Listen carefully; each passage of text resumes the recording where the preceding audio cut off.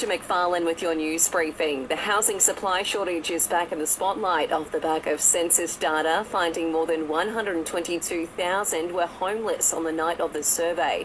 The federal government's been talking up its Future Housing Australia Fund, but Kate Colvin from Homeless Australia says we can do more to help people find places now. The government are definitely making a good start, so do welcome the commitments that they have made. But another important priority is to increase the income support payment. There's agreement between Labor and the Coalition on legislation to manage the Voice to Parliament referendum. Professor Megan Davies from the Indigenous Working Group says they're holding discussions in Canberra on the recommended wording for the question. We are so close to finalising our advice so that the government can introduce the constitutional alteration bill into Parliament next week. So close to doing what grassroots communities across the country have asked for. 3 teenage girls have been charged after a brutal attack against a girl at a sleepover in Queensland. A 13-year-old girl was allegedly filmed being tortured and cut with a knife at a home in Tewantin earlier this month. The 12, 13 and 14-year-old girls are facing a string of charges, including assault occasioning in bodily harm. Ozpost is set to introduce change rooms in its stores by the end of the year. It'll allow us to try on clothing as we receive our online parcels so we can send it back right away if it doesn't fit. After this, there is no turning back.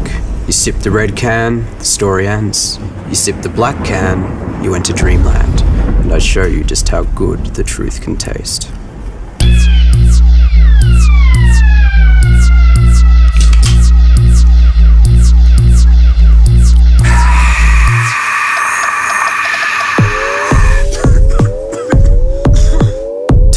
Max Taste Challenge.